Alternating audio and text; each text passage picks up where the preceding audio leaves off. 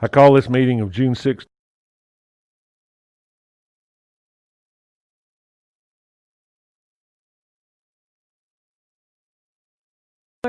Here. Here. Sappington. Here. Would you please stand as Director Reed Carroll leads us in opening prayer and remain standing for the Pledge of Allegiance. Father, tonight we give thanks. We give thanks for the opportunity of knowing that you are the master of bringing order out of chaos, that you bring joy, you bring peace, and take the place of fear. And we as people, your people, can call upon your name, and in that we give thanks for what you have given to us, that you have given us a life full of living. And we can take part in that, knowing that you are King and Lord of all. In this we give thanks. Amen. I pledge allegiance to the flag of the United States of America and to the republic for which it stands, one nation under God, indivisible, with liberty and justice for all.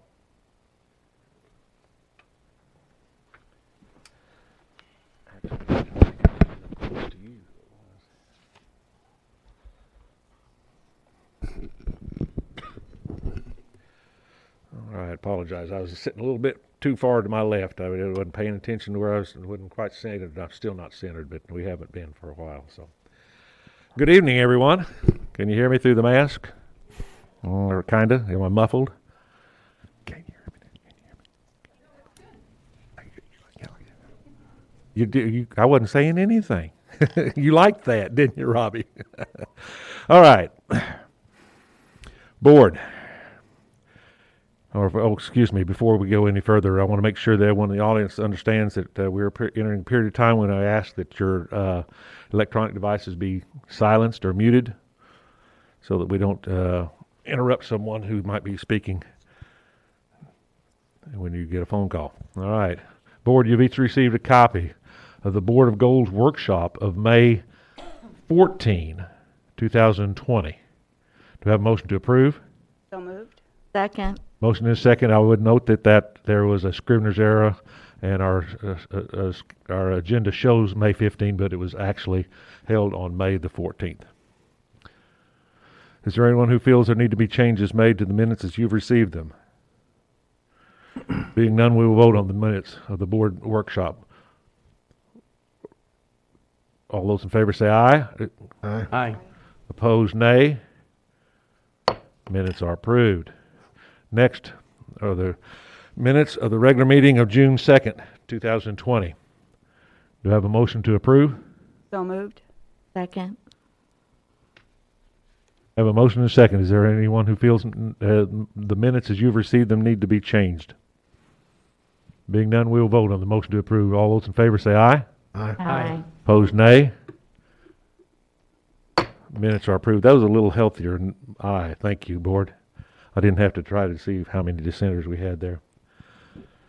My glasses are really fogging up. I apologize for that. Next is the period. On our agenda is the public input period. This is the time when the public may address this city board on city business that is not listed on tonight's agenda. If you'd like to address the board, please step forward to the mic, state your name and address. Being none, then we will move forward with our regularly scheduled items. Excuse me. First is contracts and approvals. We have dedication of utility easements of 2100 U.S. Highway 412 East. Ben? Yes, thank you, Mr. Mayor, members of the board. Ben Rhodes, Senior Planner. Before you is a lot line adjustment consolidation permit to adjust some of the lots in the Killebrew addition. This is also related to right-of-way closure that you'll be reviewing later in today's agenda. The site plan attached to this is an earlier version of the plan. The final version is shown with Ordinance 2015. The applicant is showing the standard perimeter utility easements as well as a 30-foot drainage easement. Staff recommends approval, and we're available for any questions. Thank you. Thank you, Ben. Are there any comments from the audience? If there are none, then we'll turn it over to the board for comments and/or questions of staff.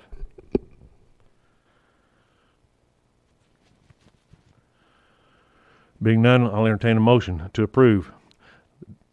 Mayor, Yes, Carol. I move that we approve the dedication of utility easements of 2100 U.S. Highway 412 East. Second. We have a motion and a second. Is there further discussion on the motion to approve? Being none, we'll vote on the motion to approve. Roll call? Wiley, Yes. Burns, Yes. Hunt, Yes. Rissler, Yes. Coleman, Yes. Carroll, Yes. Sappington. Yes. Motion is approved. Excuse me.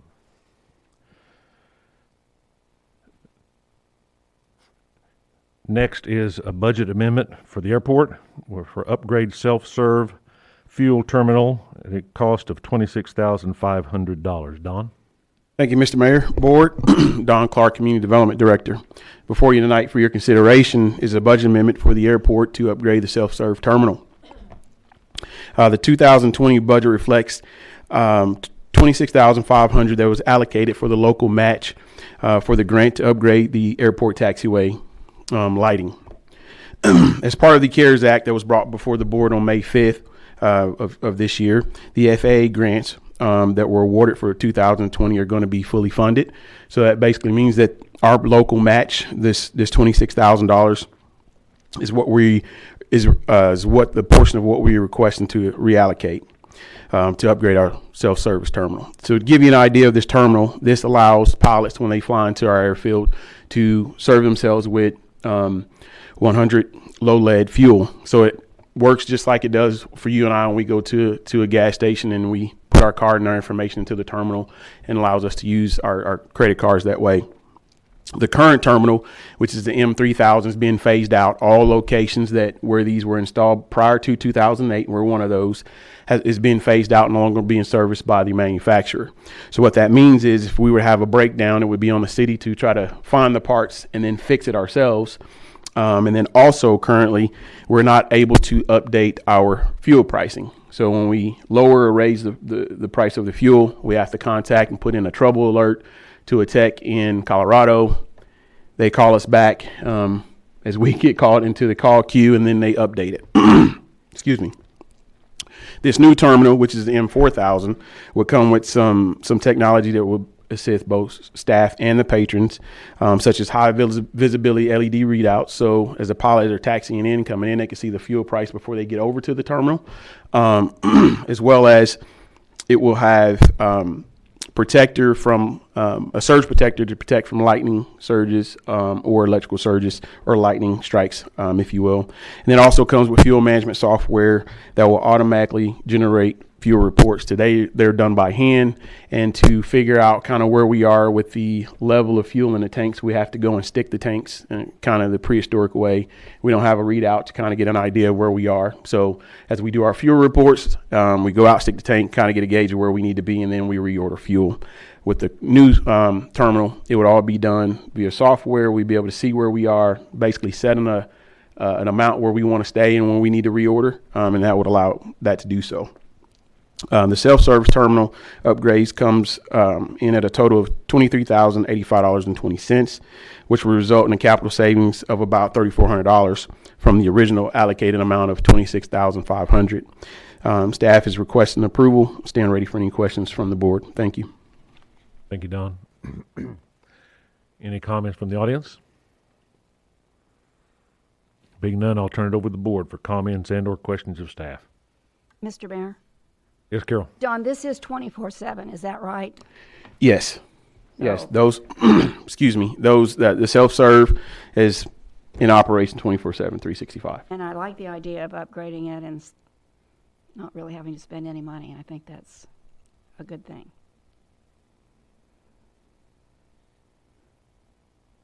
Mr. Mayor? Yeah, okay. I was going to ask if there are any other comments, but I don't think there is any. Carol? If there aren't, then I will make a motion to approve a capital budget amendment to reallocate $26,500 designated for the taxiway lighting rehabilitation to upgrade the self-service terminal at the airport. Second. We have a motion and a second. Don, should it be 26 or is it supposed to be actually 8520? So what we're doing is we're reallocating the entire 26.5 instead of leaving some left over in the capital. Gotcha. Okay. We have a motion and a second. Is there further discussion on the motion to approve? Being none, we'll vote on the motion to approve. Roll call? Burns, Yes. Hunt, Yes. Rissler, Yes. Coleman, Yes. Carroll, Yes. Sappington, Yes. Smiley. Yes. Motion is approved. Next is a budget amendment for the police department for capital budget for police K-9 in the amount of $13,500. Chief Gilbert. Alan Gilbert, Police Chief, Siloam Springs. Hope you're doing well, Board. Thank you for having me. The Siloam Springs Police Department historically has had 2 working K-9s dating back to 1992, but since April of 2019, we've only had 1 working K-9. I'm requesting the Board amend the Police Department 2020 budget to allow a one-time purchase of a police K-9. The amount is $13,500, which is being donated by Simmons. This money will include all training and the purchase of the K-9. I'll be here for any questions. Thank you. Thank you, Chief. Any comments from the audience? Being none, I'll turn it over to the board for comments and or questions of staff. Being none, do I have a motion to approve? Mr. Mayor, Bob? I make a motion we amend the police department's 2020 capital budget by $13,500 for the purchase of a working police K-9. Have a motion to, thank you. Thank you, Reed. We have a motion and a second. Is there further discussion on the motion to approve? Being none, we'll vote on the motion to approve. Roll call? Hunt, Yes. Rissler, Yes. Coleman, Yes. Carroll, Yes. Sappington, Yes. Smiley, Yes. Burns. Yes. Motion is approved. Next, we move into ordinances on our agenda this evening. The first ordinance this evening is 20-10, third reading, net metering code amendments. Phil? Thank you, Mayor, members of the board, Phil Stokes, Electric Director. The last few board meetings, while we've used terms and numbers that you probably have had a hard time getting used to, I use them quite a bit, but it's just kind of lingo that maybe you're not familiar with, but we've tried to make it a complex subject as understandable as possible. Our customers use solar panels that are not metered. And so we've had to do estimates based upon what solar panels generate in our area. In New Mexico and Arizona, the solar panels have a higher output than what they do here in Arkansas. But we've used the numbers 1350 kilowatt hours for 1 kilowatt of solar panel. And that's the number that it's a little bit conservative. You might see a 1450 number for kilowatt hour for a kilowatt of solar panel, but all that is to say that the numbers that we've given you are conservative. And we've had customers who have put solar panels in their homes and they've faced maybe to the north or the east or the west. To the south is the best position to put your solar panels. And so I've had several customers to tell us that they bought these panels and they have not produced as they were told they would. And we had one customer that just pretty well covered his home with the solar panels, but the sun doesn't come out of the north. You know, it's coming out of the south, and so it's best to position this way. And so all that is to say, this 1350 kilowatt hours per kW is a fairly conservative number that we've used. Last year, the energy generated by our solar customers, the city had a lost revenue of around $22,000. That is our best guesstimate that we can come up with based upon the 1350 kilowatt hours. Now, the net loss after paying for the power to GRDA is around $11,100. Okay? So this whole net metering is our attempt to look into the future, and because we know that solar is going to become more popular because it has come down radically in price. And we use the profits off of electricity to support the services that we enjoy in Siloam Springs. It's very expensive to maintain our electric system. It just costs a lot of money. And we just trying to put our finger in the hole to stop the leak is what we're trying to do. And the losses that we're seeing today are not big numbers, but we're just concerned that they're going to grow, and we want to keep the quality of life that we enjoy. And so this ordinance was amended to grandfather existing customers as long as they own their own homes. And we recommend that you approve this ordinance, and we're available for any questions. Thank you, Phil. In just a minute, I'm going to ask for comments from the audience, and this evening, we're going to ask that we try to stay as close to the 3-minute time schedule as requested. Got a little timer here. If you can see, it's pink sand, and I'm going to operate it. I think I've been trained to be able to operate this. Phil kind of gave me a quick update on it. Yeah, right. Yeah, turn it over and turn it back and what have you. So, but if you have a little trouble seeing it, if you extend your time past the 3 minutes, I'll reach up to try to do it. That's the point in time that if you're not already finishing up, you need to start finishing up. Okay? I'm not going to just. Yes, Phil. Phil. Okay, so when you see me reach toward that thing, that means it's already expired. I'm not going to get up there and wait for it. It's already expired, so just try to wrap it up. And if you don't, I'll just try to remind you to wrap it up a little bit, okay? So, Philip wants to say something regarding. As it relates to the grandfather clause, the provisions in the ordinance were changed to eliminate the 12-year time frame. And board, you have a redacted version on, I think, page 6 it is of the ordinance. But the way it reads is that customers having an interconnected net generation facility on or before the effective date of this ordinance shall be governed by new languages, building provisions of ordinance number 10-10, section 1, and ordinance number 1806, section 14, which is the current code. The current code is adopted by those provisions of those two ordinances. Until such time as the customer's electrical service account for the net generation facility is transferred to another entity other than transferred municipality. Doesn't necessarily mean selling the house. It is the name on the account. As long as that name on the account stays the same, that's grandfathered in. That's the way we understood the board wanted us to do that from the last meeting. I just wanted to make sure that was clear.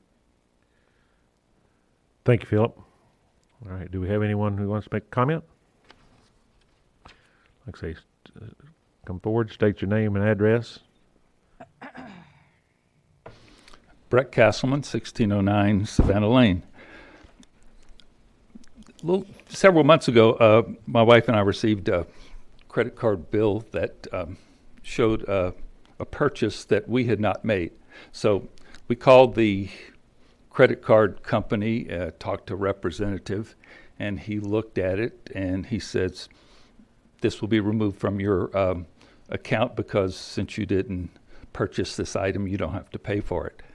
You all may have had a similar experience. But the problem that I see with this ordinance is that it requires solar customers to pay for electricity that they have not purchased from the city. That's plain and simple, based on having to pay the current rate for the electricity that we produce. I won't go into all the math, but based on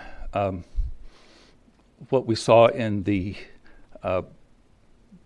the preliminary paper to the ordinance, there was a substantial loss that was represented by this particular ordinance, and the cost to the solar customer is more, according to these figures, than what the loss to the city has been. And I don't see in any way that that is a fair ordinance. And to say that it's the greatest good for the greatest number really doesn't address the issue that there's something basically unfair about the arithmetic and about the cost which is being made that solar customers are going to have to pay. I don't know if you all got an email that I sent to Mindy Hunt, but to me it would seem a better approach to meeting this problem if there were a surcharge given to every solar customer per month that was 1/12 of whatever their solar panels would cost the city. In that way, the city would make up what was lost, but the savings to the solar customer would be significantly higher than what's accorded to us in this this ordinance. For us to have to pay for something that we do not purchase from the city just is not really a valid way to try to treat customers with a degree of fairness. Maybe it's because I'm a pastor, the sort of moral overlay that is involved in this is important to me. I appreciate Mr. Carroll's prayer. Kind of feeds into my perspective. But I realize that the board's mind was made up before anyone spoke at that first hearing. You could tell just from the comments. And I know how meetings work, but I would urge you all to reconsider. It's not going to cost you any more if you delay this and consider another way of addressing the income loss to the city. Thank you, Brett.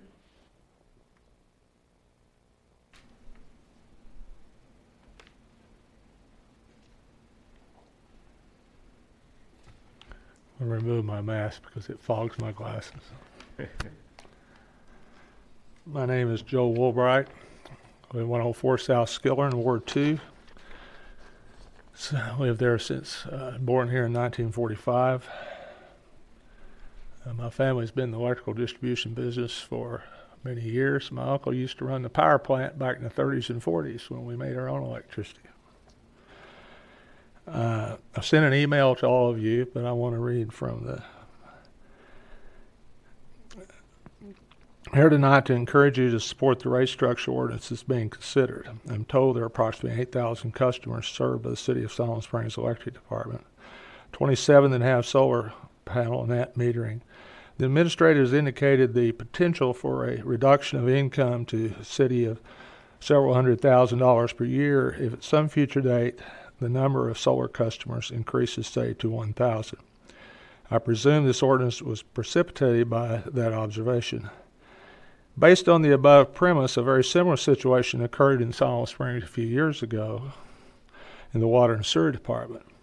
Simmons closed their Kill plant, Allen ceased operation, and the Water and Sewer Department sales dropped from approximately 8 million gallons a day to 4 million gallons a day. This ultimately precipitated a huge drop in city and water revenue, and they subsequently had to increase water and sewer bills. My mobile home park went from $600 a month to $1,200 a month for water and sewer. Each of my tenants increased from an average of $15 a month per person to $30 a month per person.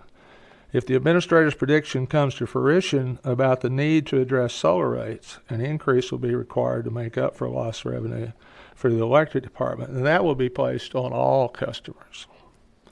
Now this paragraph is, I didn't know about the change, but I'll read it anyway. I understand the ordinance will continue the current rate for 27 solar customers for 12 years. That seems fair and equitable to me, As I understand, there are no formal agreement between the city and solar customers now. Asking for a lifetime rate on electricity is like asking your neighborhood gas station owner to give you a guaranteed price for your gas for the rest of your life. Things change that is out of the city's control. Cost of power generation is an ever-changing dynamic. I cannot imagine that any public or private utility would ever agree to a guaranteed lifetime rate. It does not make sense. I will hope you will consider that purchasing solar power panels is a choice to save money and also help reduce harm to the environment, which I heartily endorse. I applaud those that make the choice to purchase them. But it is a choice. Most families do not have the financial ability to spend $20,000 to $25,000 average for the anticipated savings. I remember the burden that raising the water and sewer bill from $15 per person per month put on my moderate to low income families that rent from us. It may not seem like a lot to you, but $15 a month meant sacrifices for them. It is my understanding in talking with others that I come in contact with that very few people in the community are even aware of this proposed ordinance. I think if there were more that knew about it, they would be concerned, and the voice of a handful would not appear to represent the majority thinking on the issue. So in closing, each of you have hired or worked with a very qualified and competent city administrator and electric department superintendent. I know their history. I hope you will consider Siloam Springs Electric Department has kept our rates competitive. And I hope you will appreciate the research, diligence, and wisdom on the subject they have brought forth. It has facilitated millions of dollars over many decades to help other services stay low compared to surrounding cities. I hope you will consider to protect the future of the 7,973 electric customers who do not want or cannot afford a solar installation. Thank you for your consideration. Thank you, Joe. Anyone else? Anyone else? Excuse me.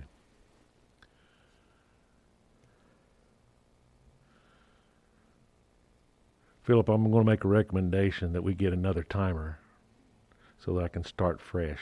Right now, I'm kind of guessing how much time. That's how scientific this is, okay?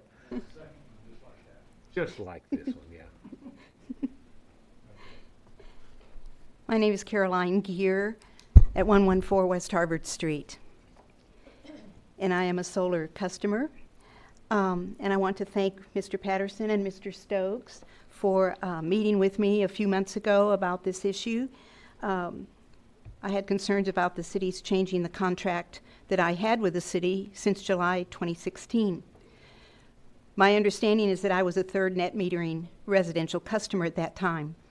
I have 16 panels, which aren't very many, and they produce a peak of 3.8 kilowatt power.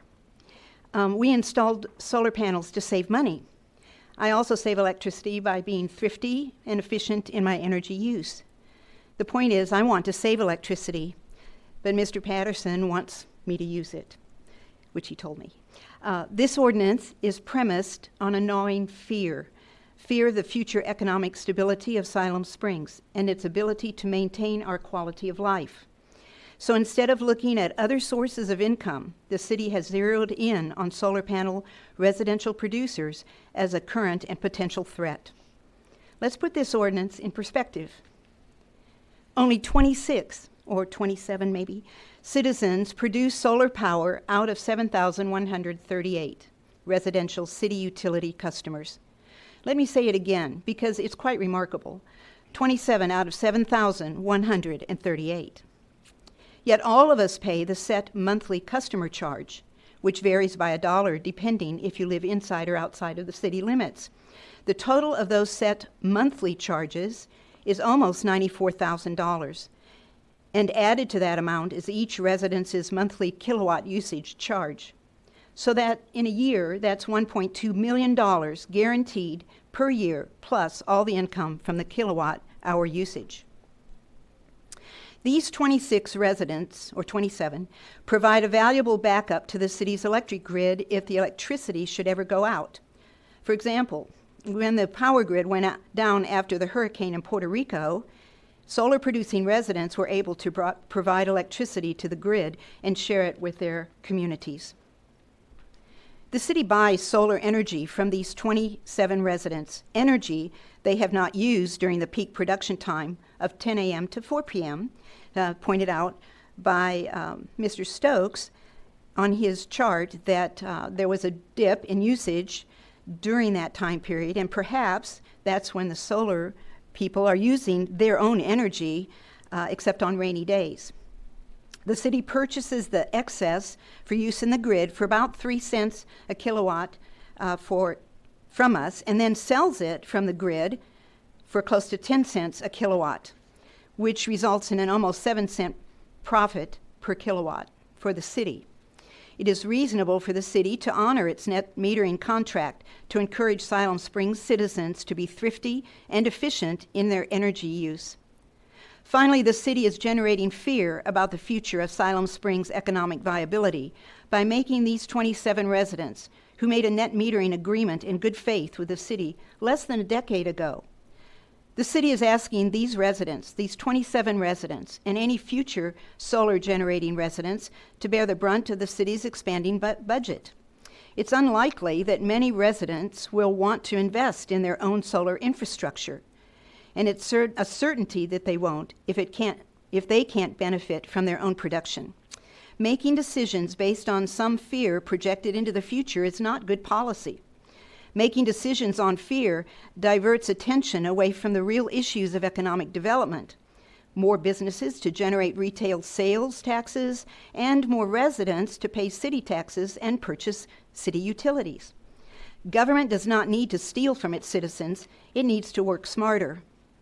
I urge the directors to vote no on this ordinance because it is not relevant to the present insignificant residential solar production. 27 people.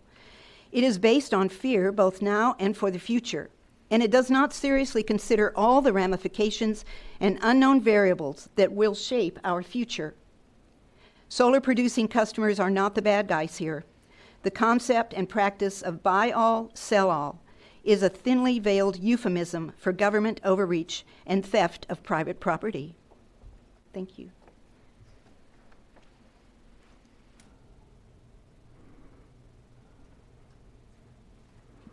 Anyone else?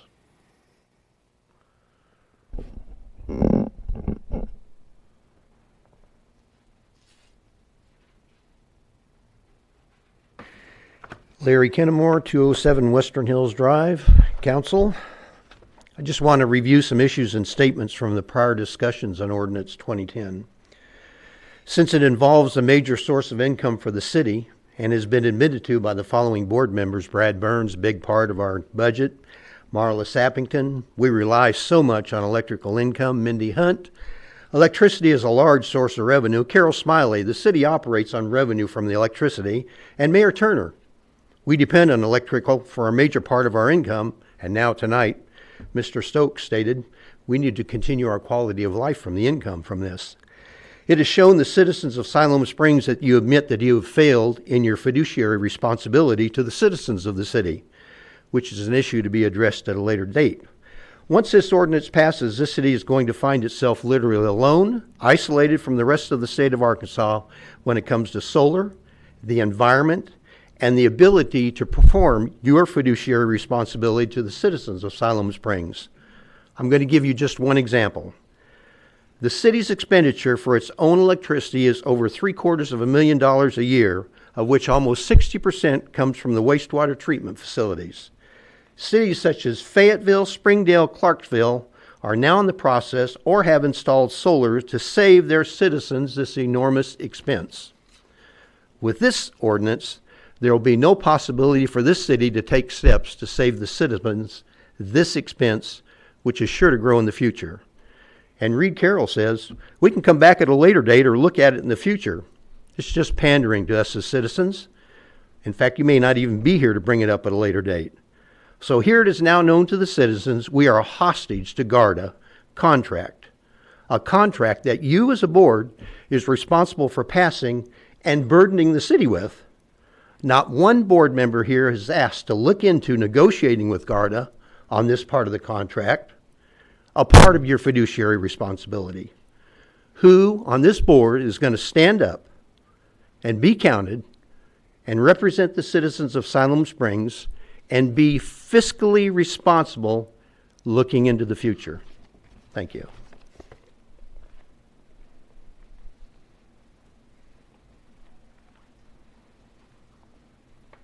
Anyone else? Being none, then I will turn it over to the board for comments and or questions of staff. Mr. Mayor, I do Any? have a few comments. And as you all know that have been here before, I have to write my comments down or I'll just ramble and ramble. Until today, I had not heard from anyone in favor of the new net metering policy. And as Mr. Woolbright explained earlier, and also sent an email to us, to all the board members today, it's most likely because the majority of Siloam's residents either aren't aware we are having this discussion or don't know that ultimately it could impact them in the form of higher electric bills if we don't pass the proposed net metering policy or something like it sooner rather than later. But I guarantee we will hear from those people if electric bills are raised at some point. Those I have been hearing from are the current solar panel customers who have expressed concerns about the proposed policy. Even after offering to grandfather the current policy in for our current solar panel customers, questions and concerns have continued to be raised by those customers. While I do understand the concern that the new policy may discourage people who are interested in a significant return on investment from purchasing solar panels, and therefore it could reduce the opportunity for clean, renewable energy in Siloam, I also understand the city's need for the revenue generated by providing electricity, as well as the city's concern that non-solar panel customers could end up subsidizing solar panel customers if changes aren't made. As the city has made clear, the current solar panel customers are not really creating much of an issue now. Phil Stokes, our electric superintendent, has done exactly what we want him to do, and that is be proactive when it comes to protecting the city and all its citizens. I appreciate all the questions. I appreciate the many hours the staff have spent attempting to answer the questions and educate the board. Unfortunately, I think there's still confusion, at least on my part. All those numbers start running together. I think there are still questions, and I think there are still concerns. As we've heard, the city's not losing a great deal of income now based on the current 27 solar panel customers. For those reasons, the continued questions, the continued concerns, the fact that we're not losing as much now as we could potentially, I'm not comfortable voting for this at this time. With that said, I do agree that a change needs to be made to protect the city and the citizens, but I would like the board to consider tabling the discussion for now, and I would like to propose that the city put together a short-term commission consisting of both solar and non-solar panel customers, as well as staff, who can study this issue and come back, I would say, in no more than 6 months with a recommendation. I don't want this to drag out because we're trying to be proactive here. This recommendation may be exactly what's being recommended now, or it may be different, but it will be based on input from current customers, solar and non-solar, who will and could be impacted, and will also be based on the staff input if they're involved in that commission. That's my recommendation. Mr. Mayor, Brad? if you notice, I didn't wear my mask at the last meeting. That represents everybody I meet at stores in the majority of Siloam Springs, so tonight I wore it. I couldn't disagree more with Director Hunt. First, let's just break it down. This is not fear, this is reality. And I'm humored by the technique of using acronyms. It is GRDA, it's Grand River Dam Authority. That's what it is. There's no sarcasm with it. It's not evil. It's provided for the city for a long time. If you've been involved in this city at all, it is a source of income. The electricity was bought way before my time. This was set and purchased. We voted on it going in far into the immediate future. So let's not forget about that. And then none of us here are experts, and the more we talk and a few spin it, it becomes cluttery. So we can drag this out for 6 months, you can drag it out for 12 months. But you're voted by the citizens to make a decision, and our decision has to protect the greatest number of good for the greatest number of people, and that's a reality. It's morally wrong to ask others to subsidize a choice you made. That's wrong. So we all have viewpoints, we all see things, right? That's how we see it. Senior VP for Grid Solutions. If you don't prepare the grid for the future, once you get there, the future, it is too late. You end up playing catch up. We've asked the city administrator to run the city. City administrator has hired a person to run that electrical department. They are looking out for our future. They are trying to prepare our grid. And I've got pages of correspondence here. And this is the original founder with our electrical system. And he works with GRDA, SWEBCO, and he's worked with Phil in the past. And so we all reach out because we're looking for information, right? We're trying to gather that information to base our decision. And so we've all done our homework, I believe, and we all have our opinions what should be happening today. And when you sit on this board, we cast our opinions, and we respect that. I disagree with Director Hunt. Nothing but respect. That's the decision she came up with. But as I'm looking at this today, we're forgetting a few things. It started the conversation. We have to protect the majority of the citizens from rising bills. That's the bottom line. So we kick the can down the road is a term we've used before, and we can kick it for a long time. What I did find interesting of this, and Phil brought it up at the last conversation, is that we're experimenting with some solar on top of, you might call it the reservoir. I'm going to refer to it as the Coral Sea, and that may be before everybody's time here, and I'm okay with that. But there is a real potential for the city of Siloam to have a floating solar panel system upon that Coral Sea. We don't have to rent the land. We already own it. It's semi-protected from the weather. It's in a fantastic position. And that is something that I would like to see us going out in the future, is to create a solar farm that the city either partners or has their own, and we subsidize our system by that means. And that's looking out to the future. And that's not going to happen in 6 months. That's not going to affect the 27 people here. What it is going to help affect is that we stay on top of technology and it takes us into the future. And it may be the next generation that benefits from the conversation that we had tonight and the past 3 board meetings. I appreciate everybody's time. I think we're stuck in an argument about numbers that we're never going to agree upon on any committee, and we're going to sit here and continue to challenge the people and question their education, their judgment. This is the job they do. This is what they do for a living. And that is not what I did for a living. And as a board member to sit here and continue to break this down, I see it dragging out way past 6 months. We haven't made anybody, the few customers, happy right now. And I could tell you in my ward, and I just drove part of it this evening, as I was coming down here to observe the ball field opening up and observe some of the housing conditions out there and the next ordinance that we're going to look at and how to enforce those and ongoing.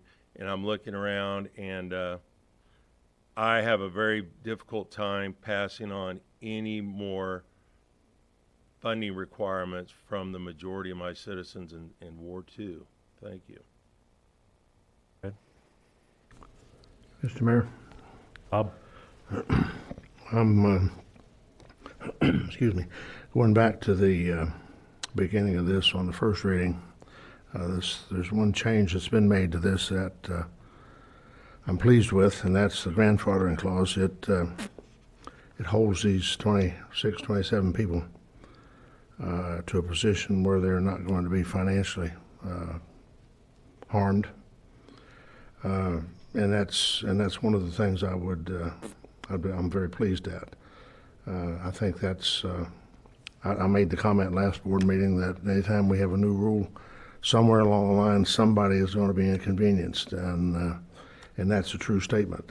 This is a case here, though, when we make this change in this clause, that it prevents these 27 people from being, I think it's 27, from being inconvenienced. There are lots of things going on with net metering and solar power and whatever throughout the whole country, and in particular in the state of Arkansas. There are lots of commissions and developments and cities and counties that are making changes even as we speak, and those will continue until we come to some equitable agreement on what these charges and credits all should be. I have no doubt that if we pass this ordinance with this grandfathering provision in here, if we pass it like it currently reads, there's going to be information coming to us as a city that's going to encourage us to make changes to what we're doing right now. I know Phil and Philip probably don't like to hear that, but it's something that we have to do to keep up with modern technology and not fall behind. At the same time, I agree with Director Burns. We do need to take care of the majority of our customers and our citizens. We're taking care of the ones that have the solar facilities now with this grandfathering clause, and I believe that this board is sensitive enough that if there are changes made, whether it's through a state commission or other facilities that are put into effect by another city or county, that we'll be interested in, and I'm sure Phil is going to be conscious of what's going on there, and I'm sure this will be brought to us so that we can make changes to this if we need to, and it doesn't necessarily have to sit just like it's written right now, with the exception of this grandfather clause. So while I was very hesitant to say yes to this ordinance at the first reading, I think we've done the best we can do at this point by holding harmless our people that are currently solar customers, and at the same time keeping in the mind of every director here, whether it's 3 months, 6 months, 3 years, or 6 years, if there are changes that need to be made to this ordinance, we can do it. And I don't think there's any of us that would sit here and not make a change that would be to the benefit of all of our city residents at the same time. Thank you, Mr. Mayor. Thank you, Bob. Lisa? Surprisingly, but I'll be voting yes on this ordinance. I understand the current situation for the financial impact. I agree wholeheartedly with Mindy. I want to do the 6 months thing. I support and appreciate green initiatives. And I hope in the future the city will look for green programs that will counteract this ordinance, that will show that we do appreciate having green initiatives in our community. I think, like Bob said, I'm happy that our current customers will be grandfathered in, and I'm happy with the wording of the grandfathering. The current customers invested a lot, and I'd like to see them very well taken care of. I do still want to make sure, as a board of directors, that in the future we do look for some green initiatives. But I will be voting yes. Thank you, Lisa. Carol? I appreciate all of the solar customers that have come out and spoke. You've educated me. I've learned a lot. And I am pleased to see that we put the grandfather clause in that does give you some protection. I also need to make sure that we are fair to the majority of our citizens that are using our electric system. I represent everybody. I don't represent a specific ward. And I try to be very fiduciary in my voting and watching out for the finances of our city. I also like to support our electric director when he I don't think he's working out of fear. I think he's working as a vision. I think he's seeing what the future may hold.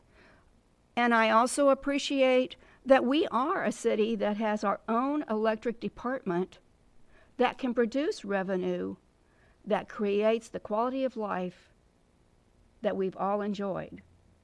The main purpose of a city is to provide safety and welfare for our citizens. And that's what our electric company helps us do. I've been to a lot of state municipal meetings. There are many cities that are very envious of us that have our own electric department. There are not that many in the state of Arkansas. And that helps us keep our utilities low.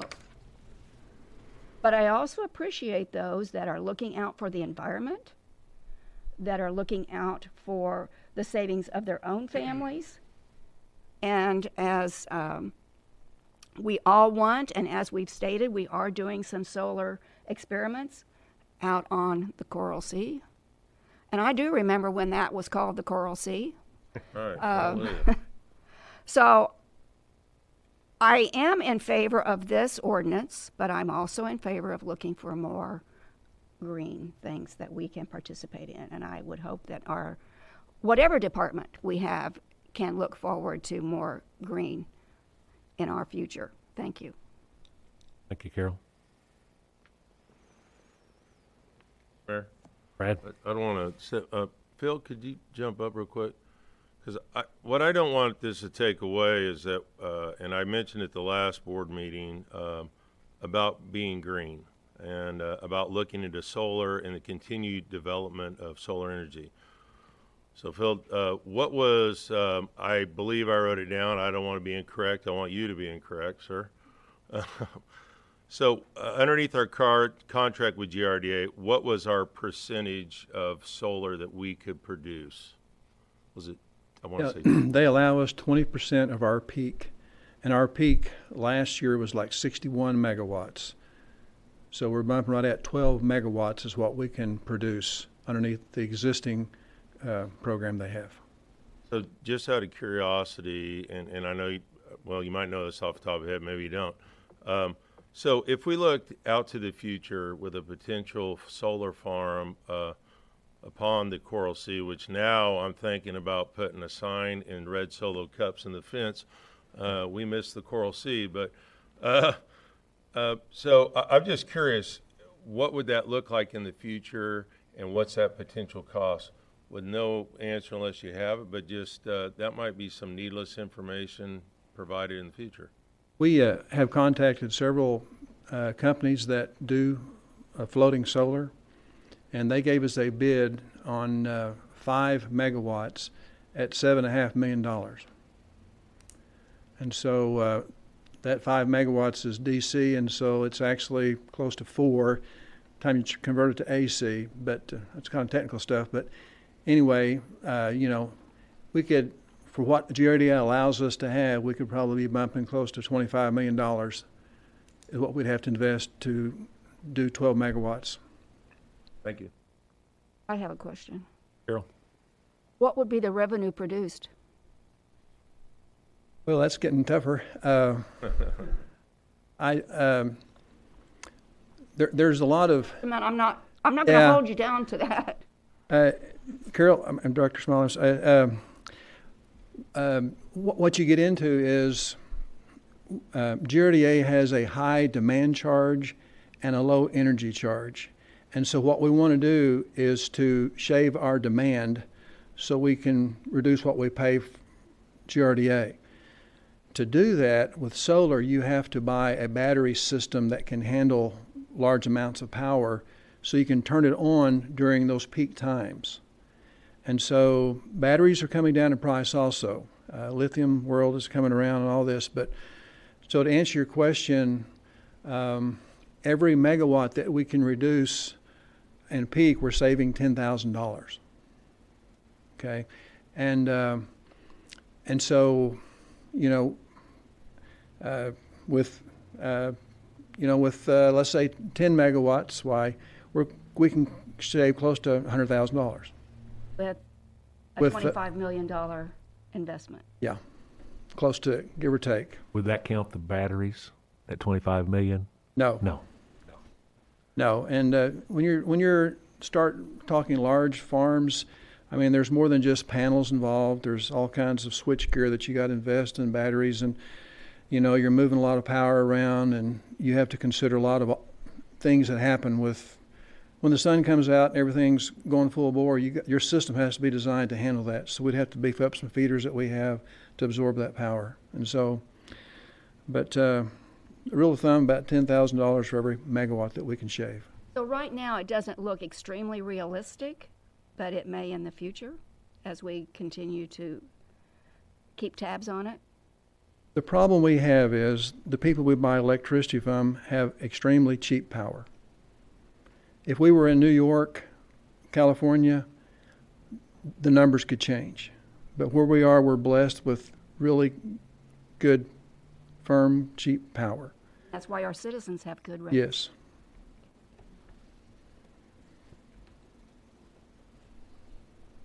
Mr. Mayor. Yes, Mindy. Since Director Burns got to clarify, I feel like I need to clarify something. I hope my fellow board members and you all heard me saying that I do feel like our job is to be concerned for all the citizens. And we sort of went from this suggestion of a commission that would take about 6 months to look into this to a lot of comments about we need to be concerned about the majority of the citizens. I agree with that. I also heard a lot of comments about really wanting the city to do some things about renewable energy. A commission that we might put together for 6 months, which isn't kicking it down the road forever. There would need to be a definite deadline time frame for this. That commission could study options for this city to get more involved in renewable energy. So I want you all, I agree with what you're saying, not wanting to kick this down the road indefinitely, wanting to be concerned for all of the citizens, but thinking perhaps a commission could help us get some of these answers to some of these questions and some of these concerns that even we are raising right now. So. Mr. Mayor. Marla? In the predicament that Siloam is in, is deciding how to be fair to those that want to conserve energy. Siloam is in a unique situation because there's only a few cities in the state of Arkansas that sell power. And for us to have anything to compare it to, there's nothing out there. We're on a new road. And sometimes you have to be the leader in that. And, I understand, I was reading through something from the ASPCA that we have until December of 2022 to come up with something, or they'll decide for us. And it said part of that, and I'm reading right from it, says that the net metering rate structure that is in the public interest and will not result in an unreasonable allocation of or increase in costs to the other utility customers. And, that's what I'm seeing now. We need to take care of this, and we've grandfathered. We're taking care of the ones that are here now because we've heard your concerns. But for the city, we need to move forward and take care of this. Marla? Mr. Mayor, I will throw in lastly, if we remember, we had a conversation about looking into a utility board in Bentonville, and I think that's still one of those ongoing things. And as Director Coleman said, these are ongoing. We don't draw up a lead wall and that's the line in the sand. A city is dynamic and fluid in nature, much like a river, unlike Sager right now, but Sager Creek could be a great example of that. It flows, most rivers flow, and I think once again for Director Hunt, that might be an area that we might want to continue exploring, and it puts key players in there that are affected, that have a greater understanding. and then can present that to the board, much like the planning commission. Thank you. Mayor? Can I ask Director Carroll if he'd like to speak? He hadn't had a chance to speak, and some of you have spoken more than once. So do you have anything to say, Reed? Yes, I do. Okay. I'm going to give you a shot. Mr. Stokes, thank you for being proactive, looking to the future, not just for our electricity, but also I believe you're looking to the future for whatever's going to make the best result for Siloam Springs. And if solar power gets into there, I believe you're going to pursue that just as strongly. If another form of power gets into there, you'll get into that as well. So I appreciate your proactiveness in many aspects. And I also appreciate what City Administrator has to say concerning that and allowing the opportunity to pursue. I will be voting yes on this because I think it's what we need to do for right now. And I like the discussion I'm hearing concerning where we can take this. I don't like the idea of kicking the can down the road, but I do like the idea of having some people that know this, can articulate what it is, and can be brought here to our board to where we can make even better decisions. And no, not everybody's going to be happy with it. When I drive down the road, not everybody's going to wave at me. I understand that, but I knew that coming into this board. But I think we're doing the right thing here at this time. Thank you. Thank you, Reed. Teresa, Lisa, and then Carol. Mindy, I do appreciate what you've asked for, because at the last meeting, I suggested that why don't we meet with the people, because they have some great ideas. And I'm going to say, and I'm going to be honest, my fear is if we wait 6 months, we're going to lose that grandfather clause of that permanency. And where do you weigh it out? Because you never know what people are going to vote. And I don't want to risk that. And so I'm going to be honest and say that's the only reason I'm voting yes, is because I would like to see that we take care of every customer in Siloam Springs. And I'd also like to see that we communicate and talk with the people that have these in place. But I'm not risking it for that grandfather clause. So I will be voting yes. Thank you. Carol? I just wanted to say that I appreciate what Mindy is proposing, and I think it's a good idea, and I think having a board or a commission is a good idea. I think we need to vote on this now. I think we need to take care of this now. We have the grandfather clause in there, and maybe it was Brad. Nothing is set in stone. We can make changes. We do make changes. So I would like to see this voted on tonight, and then also look at having a commission or a board. Thank you, Carol. Any further comments? If not, I'll entertain a motion to suspend on ordinance 20-10. Mr. Mayor? Yes, Carol? I move we place ordinance number 2010 on its, and this is the third reading, correct? Correct. Third reading, suspending the rules and reading by title only. Second. We have a motion and a second. Is there further discussion on the motion?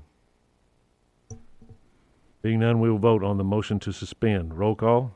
Chrysler, Yes. Coleman, Yes. Carroll, Yes. Sappington, Yes. Smiley, Yes. Burns, Yes. Hunt, Yes. Motion is approved. Philip?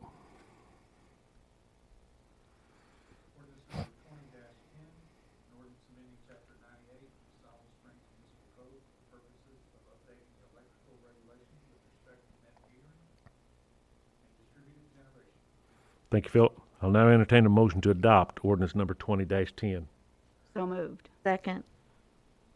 We have a motion and a second. Is there further discussion on the motion? Being none, we'll vote on the motion to adopt on ordinance 20-10. Roll call? Well, I did have a comment. I'm going to be voting no on the adoption of it, but I do want to go on record that I'd still like to put that commission together. So, and I feel like there is some support for that. So, Roll call. Coleman, Yes. Carroll, Yes. Sappington, Yes. Smiley, Yes. Burns, Yes. Hunt, No. Bristler. Yes. Motion is approved. And folks, I apologize, but I need to take a break. I'm on some medication, and all this talking about flowing water and what have you like this has put it bluntly, said, John, you need to go now. Okay? So we are in recess for, we'll say 5 minutes.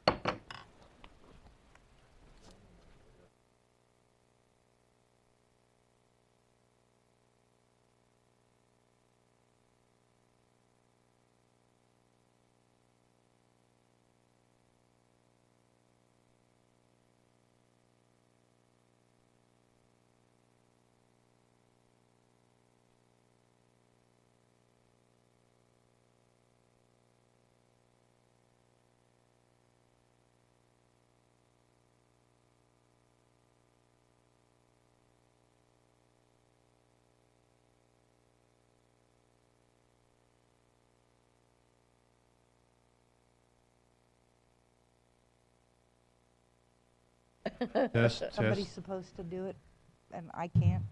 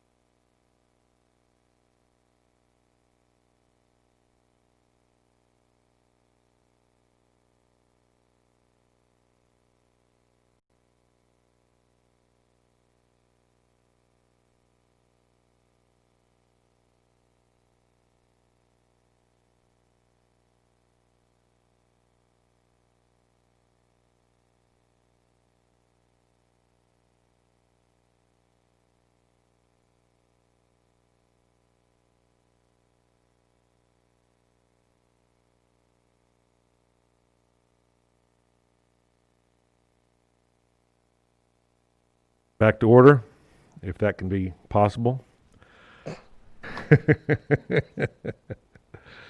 All right. Next is ordinance 20-11, third reading, property maintenance code amendments. Don? Mayor, Board, Don Clark, Community Development Director.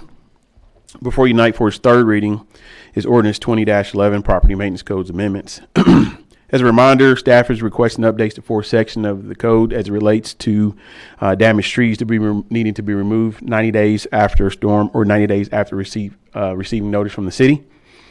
Also, it'll be addressing yard storage, adding the need to meet one of the definitions of an operable vehicle or trailers, and adding the verbiage for definition of unfit structure for human occupancy by not having potable water or electricity. Staff has not received any comments from the public at this time, and we're still recommending approval. Stand ready for any questions. Thank you. Thank you, Don. Any comments from the audience? Being none, I'll turn it over to the board for comments and or questions of staff. Being none, I'll entertain a motion to place ordinance 2011 on its third and final readings, suspending rules and reading title only. Mayor. Brad. Request we place ordinance number 20-11 on its third reading, suspending the rules and reading by title only. Second. We have a motion and a second. Is there further discussion on the motion to approve? Being none, we'll vote on the motion to approve. Roll call? Carroll, Yes. Sappington, Yes. Smiley, Yes. Burns, Yes. Hunt, Yes. Rissler, Yes. Coleman. Yes.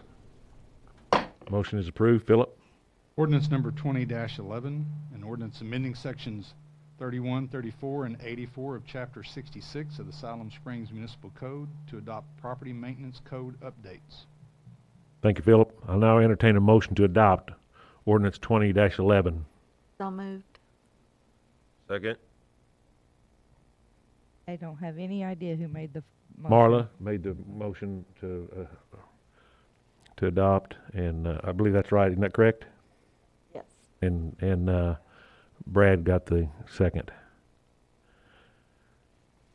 Is there further discussion on the motion to adopt? Being none, we'll vote on the motion to adopt. Roll call? Sappington, Yes. Smiley, Yes. Burns, Yes. Hunt, Yes. Rissler, Yes. Coleman, Yes. Carroll. Yes. Motion is approved. Next is ordinance 20-12, second. And I'm going to ask if the board's pleasure to place this on second and third reading. Amending section 102-21, excuse me, I get that bit back. Ordinance 20-12, second and third reading, amending Northwest Arkansas Regional Airport Authority agreement. Philip. Mayor and Board, so you are correct that this ordinance was submitted by the Northwest Arkansas Regional Airport Authority to request all the member cities to adopt the changes, their proposed changes to the agreement. The changes relate to the changing the name to Northwest Arkansas National Airport, updating the language to be gender neutral, updating the conflicts of interest section to allow for the board members to modify the conflicts policy as federal and state laws change, and removing the language, the specific power language to instead reference the statutory authority granted to the regional airport authorities under Arkansas law. And the staff will be available for any questions. Thank you. Thank you, Philip. Any comments from the audience? Being none, I'll turn it over to the board for comments and or questions of staff. Being none, I'll entertain a motion. Mayor. Yes, Brad. Make a motion to place ordinance number 20-12 on its second and third reading, suspending the rules and reading by title only. Second. We have a motion and a second. Is there further discussion on the motion to approve or suspend? Being none, we will vote on the motion to suspend. Roll call? Smiley, Yes. Burns, Yes. Hunt, Yep. Yes. Rissler, Yes. Coleman, Yes. Carroll, Yes. Sappington. Yes. Motion is approved. Philip? Ordinance number 20-12, an ordinance approving the Northwest Arkansas National Airport second restated and amended agreement. I'll entertain a motion now. I now entertain a motion to adopt ordinance number 20-12. So moved. Second. Motion and a second. Is there further discussion on the motion to adopt? Being none, we'll vote on the motion to adopt. Roll call? Burns, Yes. Hunt, Yes. Chrysler, Yes. Coleman, Yes. Carroll, Yes. Sappington, Yes. Wiley. Yes. Motion, ordinance 20-12 is adopted. Next is ordinance 20-13, second reading, amending section 102-21 of the City Municipal Code, rezoning from A1 to C2 at the 4200 to 4300 block of Highway 412 East. Ben Rhodes. Yes, thank you, Mr. Mayor, members of the board. Ben Rhodes, Senior Planner. Before you is the second reading of the rezoning ordinance occurring at the 42 and to 4300 block of Highway 412 East. This is going from A1 to C2. Staff has not received any additional comments since the first reading, and we continue to recommend approval, and we stand by for any questions. Thank you. Ben, any comments from the audience? Being none, I'll turn it over to the board for comments and/or questions of staff.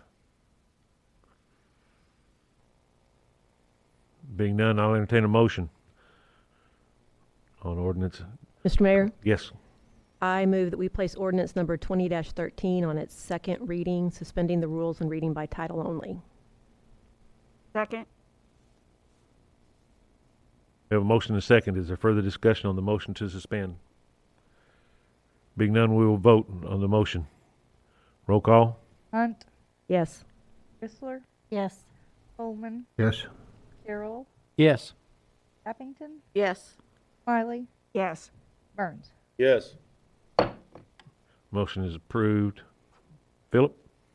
Ordinance number 20-13, an ordinance amending section 102-21 of the Siloam Springs Municipal Code, City Zoning Map, rezoning from A1 to C2, the property located in the 4300 block of US Highway 412 East.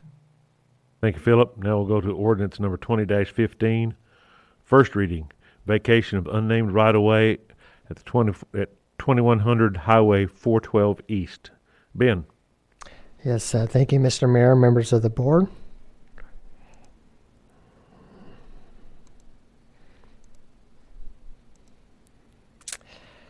For your consideration, you're looking at a right-of-way closure occurring at the 2100 block of Highway 412 East. This is the same property that was voted on earlier this evening regarding the easements. This is occurring at the 2B's Auto Sales Lot. Here you see the site plan. The right-of-way is best described as an unimproved alleyway that was intended to allow access to the interior lots of the Killebrew addition. These lots have remained undeveloped, and the right-of-way was never paved, nor has it ever been used by the general public. Here you see the right-of-way to be closed as overlaid onto an aerial map.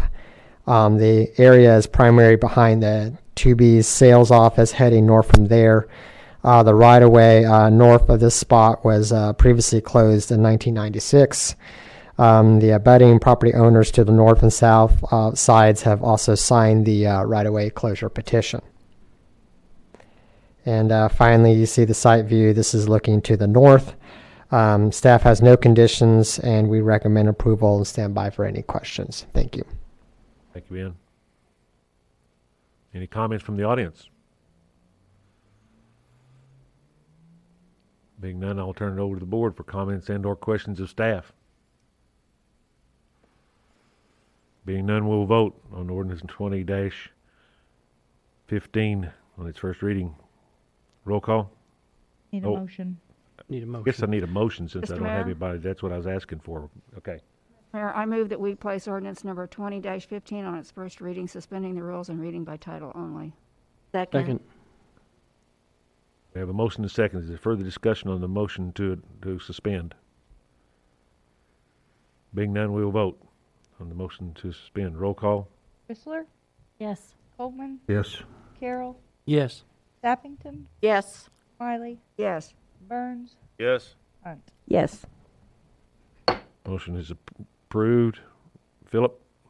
Ordinance number 20-15, an ordinance vacating and abandoning a certain portion of the right-of-way within the Killebrews Addition, City of Siloam Springs. Next is ordinance number 20-16, first and only reading. Waive competitive bidding on property insurance with Moss Insurance Group in the amount of $182,867.28 and declaring an emergency. Adrian? Mayor, Board, Adrian Barr, HR Manager for the City of Siloam Springs. Recommendation is to place ordinance 2016 on its first and only reading, as you said, suspending the rules, reading by title, and declaring an emergency.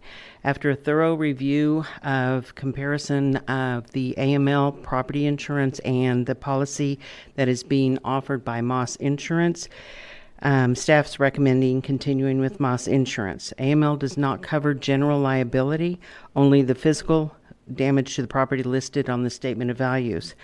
As a result, AML would not have covered the replacement of the light poles that were damaged in the tornado or the transformer that was hit by lightning, nor will they cover lost sales tax in a disaster.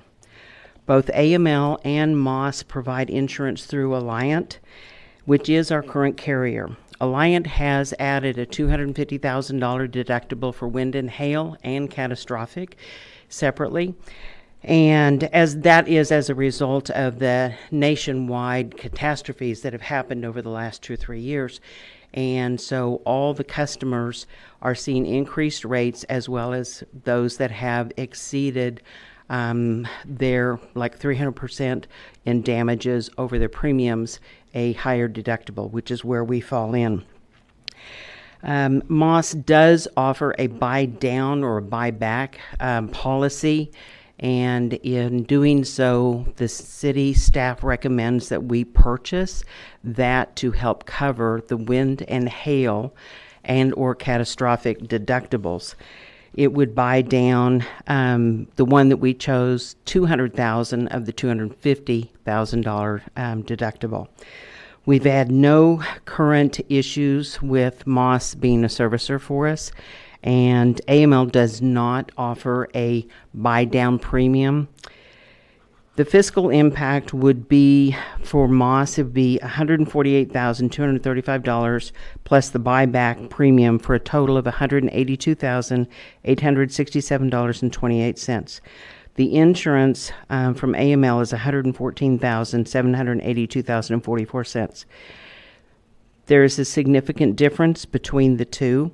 And part of that is the AML will not reproduce valuable papers or lost cash, and Moss will cover that up to $2,500,000.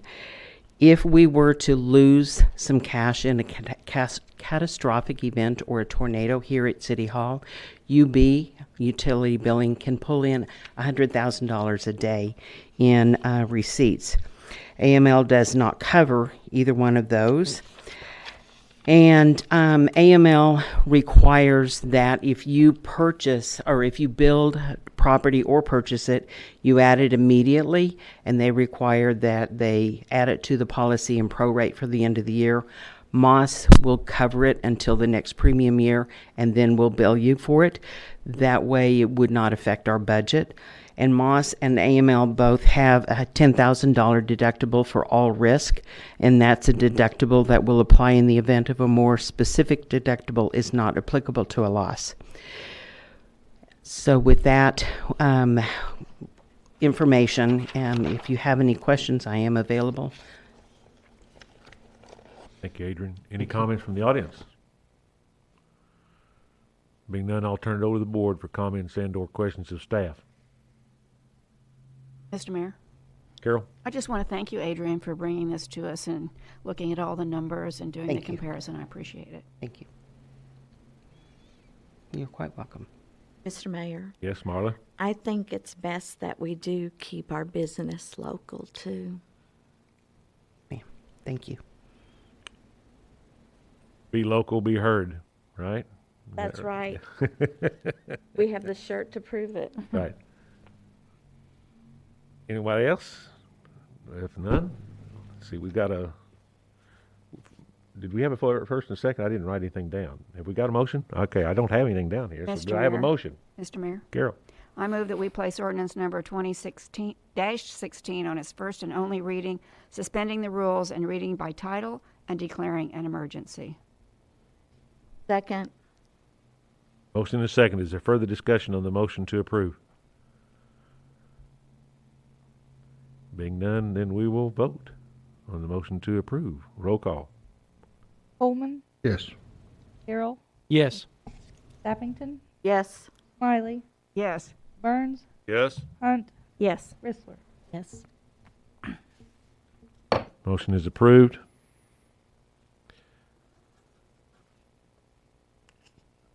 Resolutions. Read it. Oh, I guess we should. It's even this was, oh, I do this, try to do this once a meeting and cut you out of your opportunity to speak, don't I? I'd already marked through it, so I was done with it, so. Go Mayor, ahead. on Yes. another matter, I believe finally we need a motion to adopt the emergency clause before you're all done with this particular ordinance. So Yeah, ordinance number 20-16, an ordinance authorizing an agreement with the Mike Moss Agency for the provision of property insurance for the city, waiving the requirement of competitive bidding and declaring an emergency.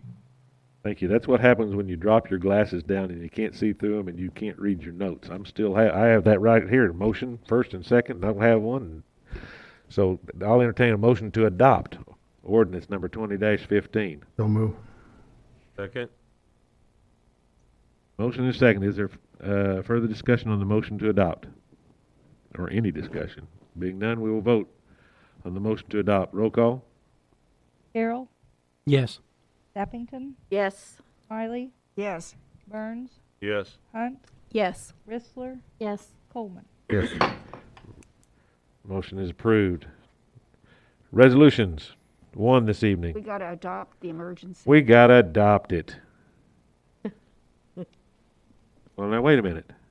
Emergency clause. Emergency. Okay, yes, I didn't make enough notes. I'll now entertain a motion declaring an emergency on ordinance number 20-16. So So move. moved. Second. Second. Whoever. Who was it? I don't. Either one. Either one. I'll take the second. That's why you all are here, to keep me in line here. We're just trying to get home before 11 o'clock. I hear you. I hear you. Okay, we have a motion and a second. I'm not even going to ask for further discussion. I'll just call for a vote. Roll call? Sappington, Yes. Smiley, Yes. Burns, Yes? Hunt, Yes. Rissler, Yes. Coleman, Yes. Carroll. Yes. Ordinance is adopted. All right, thank you, Adrian. Christina, you didn't have to come to her aid there, did you? Thank you. All right. Now, resolutions, if it's the board's pleasure, if you please. We'll go to resolutions. Resolution 32-20, final plat development permit. Revised Gunter's Edition, 100 block of North Lincoln Street and 106 North Country Club Road. It has been brought to my attention by staff that they have asked that this be tabled, and it should be brought back before this board by the first meeting in July. They feel confident that the developers and the folks who are asking for this final plat development, they feel confident they'll have everything ready for us at that time. So, Ben, where'd he go? Mr. Mayor. Did I lose Ben? Oh, there you go. Ben is here if there are any questions. Okay, Bob. I move that we table resolution 32-20 until the first meeting in July. Second? We have a motion second. Further discussion on the motion to table. Being none, we will vote on the motion to table. Roll call. Smiley, Yes. Burns, Yes. Hunt, Yes. Chrysler, Yes. Coleman, Yes. Carroll, Yes. Seppington. Yes. Motion is approved. Staff reports. Couldn't come too soon, could it, Philip? Thank you, Mr. Mayor and Board. So at the last board meeting, Director Smiley asked to have a discussion about a consent agenda. You've been provided with some FAQs on what a consent agenda is. Obviously, an opportunity to save a little bit of time during a board meeting whereby you can put a number of items on a consent portion of the agenda and have one motion to approve all those items. Typically, those items are routine procedural decisions that are likely not to be controversial, such as approval of the minutes, appointments to committees, any appointments that require board confirmations, contracts and approvals, and potentially resolutions that are not that are routine matters and not controversial. Typically, the way a consent agenda would work under this format would be the mayor and myself would look at, as things are getting put on the agenda, try to determine what would most likely be appropriate for a consent agenda. Ordinances cannot be put on consent agendas because we have to have a reading. Resolutions could. Basically, at the beginning of the meeting, the mayor would ask for, here's the list of the chair. The mayor would sort of number the list, and you would read off what all those consent items are. The mayor might ask one of you to read that list, or myself to read that list of consent items. And then if any board member requests that an item be removed from consent, all it takes is one board member to say, I would like to remove item B, item D, item F, and those are removed. Doesn't require a second, doesn't require a vote, just one board member to say, I want to discuss something like that. But also have it after public input, so you would likely change your public input process to, as the mayor normally says, the public input process is for items that are not listed on the agenda. We'd change that, most likely to say items that are listed on consent or not on the agenda. So if somebody wanted to speak to an item, you might want to pull that off, and then you could have the public comment about that, or they would speak to it before you have any motion on it, right? So now you've got a list of 5 items. 2 of them have been pulled. The mayor asks for a motion to approve the remaining consent agenda. Motion's made. You're done with those items. Motion made. If it gets passed, those 3 items are all approved.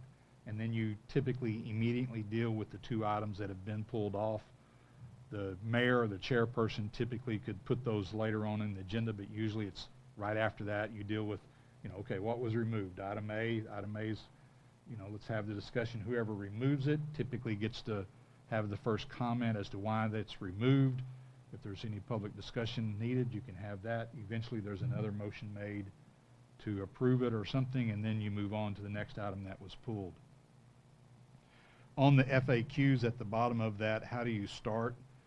One of the first things that, if this board chose to do that, I would recommend that you adopt an amendment to your rules and procedures, making it official that consent agendas are part of your procedure, so that it's very clear, and we would sort of write this that one person pulls one off and that's the way it goes. We just sort of write that and amend your procedure so that it's recorded somewhere that consent agendas are there. I talked to some of the cities in the corridor. Bentonville and Fayetteville currently use a consent agenda. Rogers uses one, but they don't really have it on their agenda.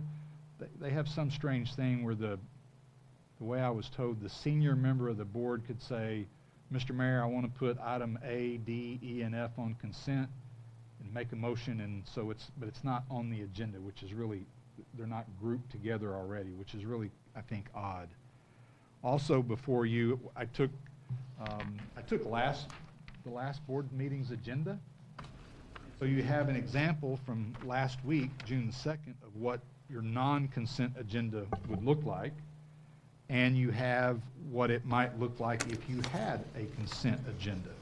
And you could see that on the example of a consent agenda under item 2, consent, the minutes, the dedication of utility easements in 4300 block of Highway 412, dedication of utility easements 2300 block of North Carl, dedication of utility easements 1100 block of Lake Francis, resolution 2820 final plat, resolution 2920 significant development permit, resolution 3020 Northwest Regional Planning Commission TAP grant, resolution 3120 Arkansas TAP grant for Lake Francis sidewalk. Theoretically, all of those could be approved with one motion. You know, Mr. Mayor, I make a motion to approve the consent agenda. Second, you vote. All those things are now approved, and you just shorten the meeting by that amount. We don't always have big agendas like this, but in that scenario, it would shorten it pretty dramatically. And again, it only takes one person to say, Mr. Mayor, I want to pull the resolution 2920, the significant development permit, off the plat. I have some concerns. I would like to hear from staff about it. It's pulled. Make a motion to approve the remaining consent agenda, and that gets taken care of, and then you can deal with that significant development permit. The concern, I think, if I was you, would be, you know, what if something gets put on the consent agenda that's potentially controversial or that you don't want there. And the beauty is one person, anybody, any one of you as board members can pull something off the consent agenda. So with that, I'll see if you have any questions, if you have any direction for staff, or if you want to mull this over and have some further discussion. That's, your consent is needed to do a consent agenda. Mr. Mayor. Yes, Carol? I have seen this work when I was on the hospital board, and it makes for a little more efficient meeting if you have some items on there that don't really need a lot of discussion. And I do like the idea that if anybody sees something on here that they want to talk about, all they have to do is just pull it off. And but it does give us the opportunity to just be a little bit more concise if we have a lengthy meeting. You're not putting everything on there and waiting for the mayor to see if the public has any interest, if we have any comments, and then place that on for a motion. So I just think it makes it a little bit more efficient, but that's your call. Mr. Mayor, I like this idea, but I do have a question. So are the things on the consent agenda, which usually are presented by a staff person, in the consent agenda format, we would read that ahead of time and not have the presentations? Okay. And that's where the time savings comes. That and not having to do and not individual discussion. motions.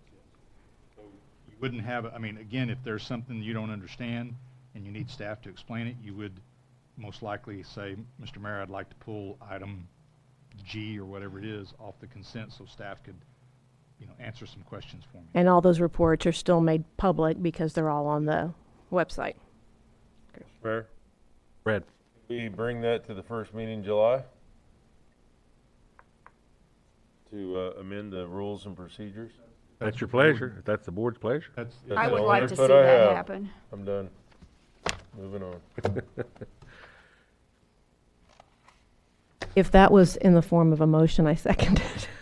No, it's not really. No, it's not I necessary. don't think we need a I motion. don't think we need a motion. Just It's a just- nod.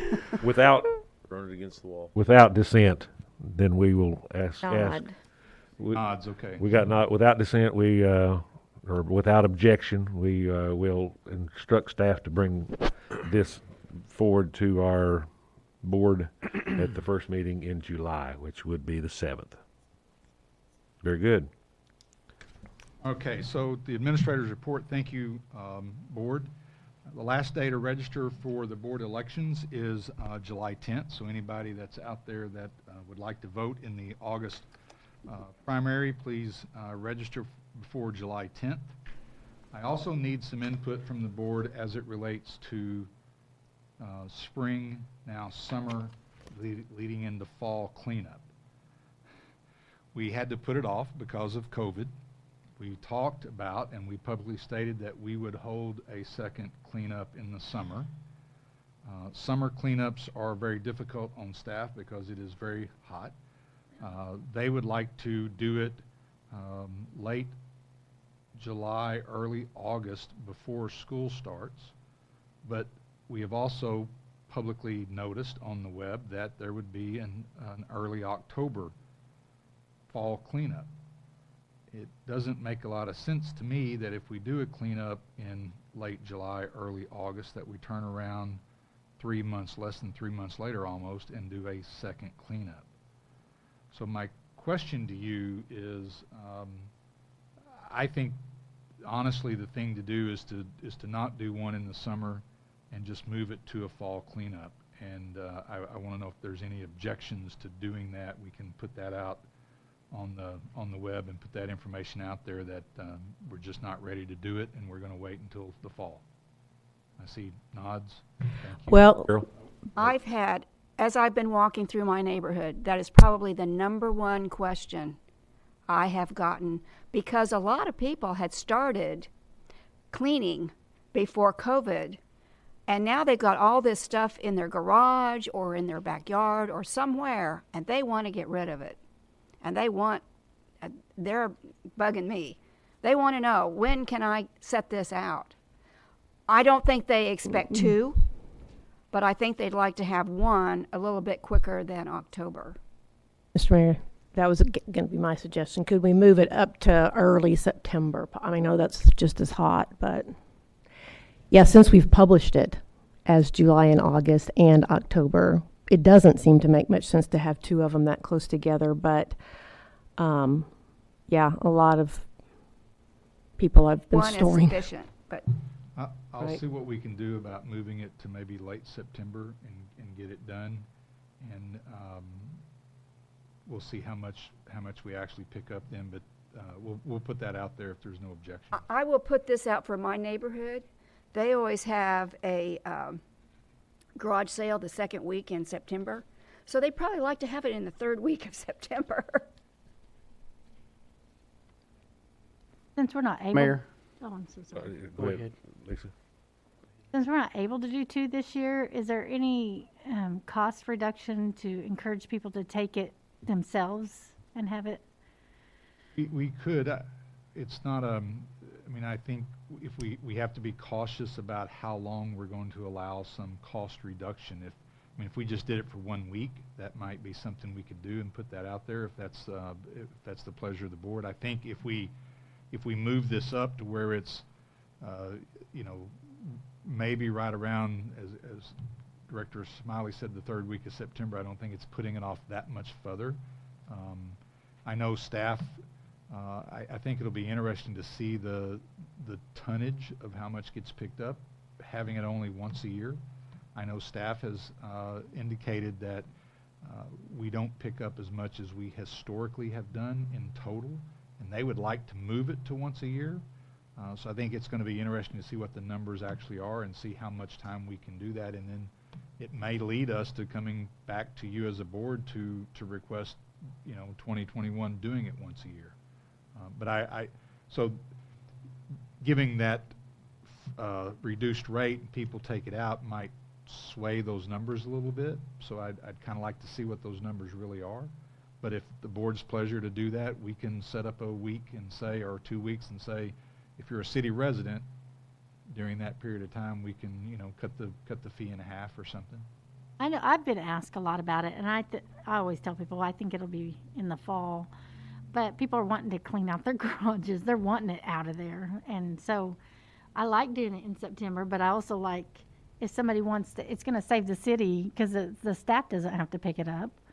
It'll save them somewhere. So I do think some of these citizens are willing to get it out and take it down there if they're going to get a reduced rate. Not only were they cleaning before COVID, but they've been home and they've been cleaning and going through things. And I've seen it. There's been some that has been piled up on the street. Let me talk to staff and we'll see what we can do and we'll bring you And back. I'm taking a reduced rate for only maybe a week. Yeah. Okay. Any other comments? Mr. Mayor, concerning our transfer station, I've had some input from citizens that our hours could use some help. I know we're shortened hours right now, but one individual phoned me and said they work during the time that the transfer station is open Monday through Friday, and then Saturday morning from 9 to noon is piled up, and that's he feels like there's too many people there for good social distancing, and he wondered if we could extend hours on one day a week or something to where if you work in the morning, you have a chance in the late afternoon to be able to utilize the transfer station. I will discuss it with staff. One of the reason that we did the reduced hours is to make sure that staff has the available time to clean everything and to disinfect everything, because it does get used so much. And if we open it up for 8 hours, then the city's now paying typically overtime for staff to do all the disinfecting that has to be done on some of those pieces of equipment and within the office. So, but we can look to see if we can do it another hour every day, or do one day and extend those hours. Yeah, one day open, maybe later into the day. Is there any way that we could put in the paper why we have this shortened hours? Because I have had people tell me that they're willing to take their things down there, but they can't get it down there during that period of time. That it is because, I know we probably published it before, but it is because of COVID, and we're trying to keep it clean and we're just trying to keep everybody healthy. Put the information out there. We can put it out there again, especially if we change the hours slightly. That'd be a nice reason to, again, put the reasons, the hours and the reasons why. Thank you.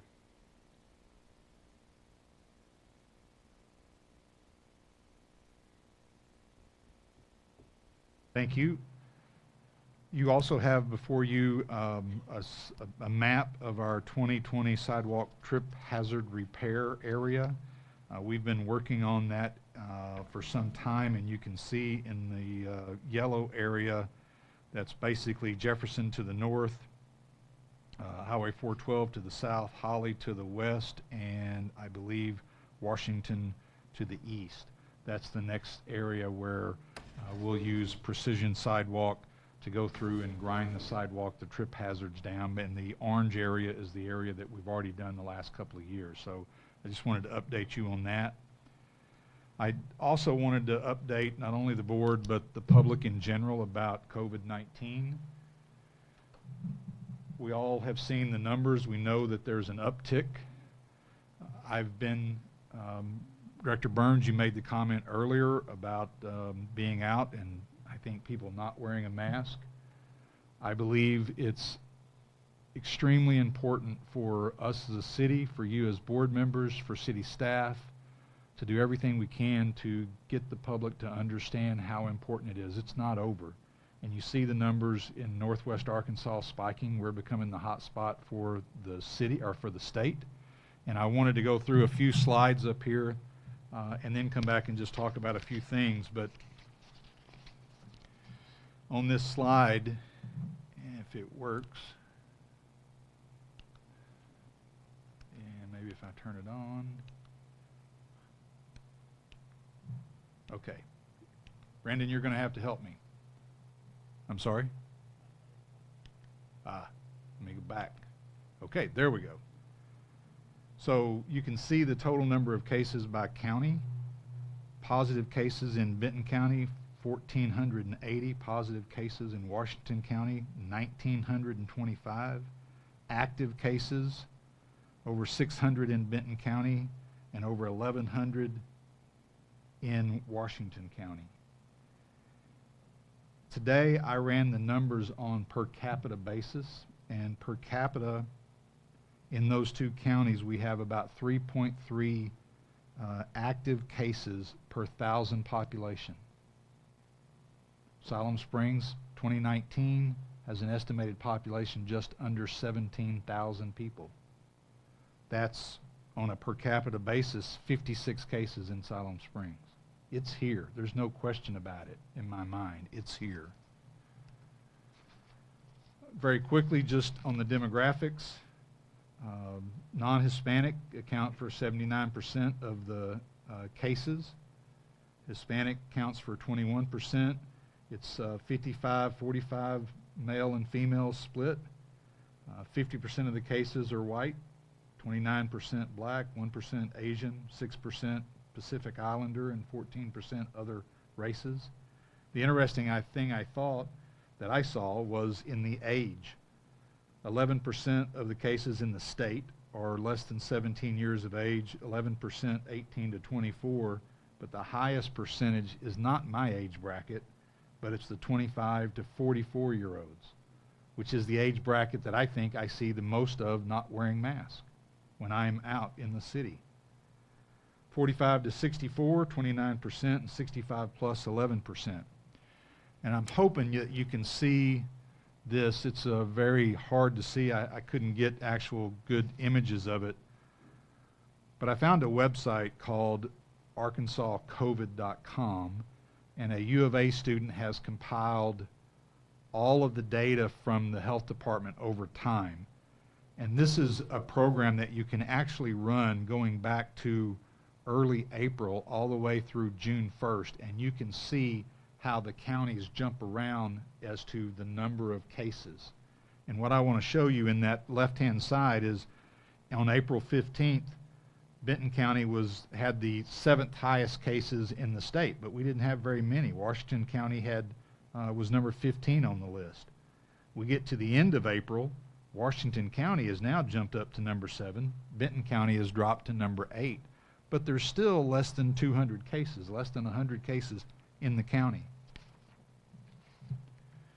We get to May 11th on the left. Benton County is now number 10, Washington County is number 9, but we still don't have a lot of cases. Now, obviously there's been a lot of testing since May the 11th, so this accounts for the next slide, or the next portion of that slide on the right.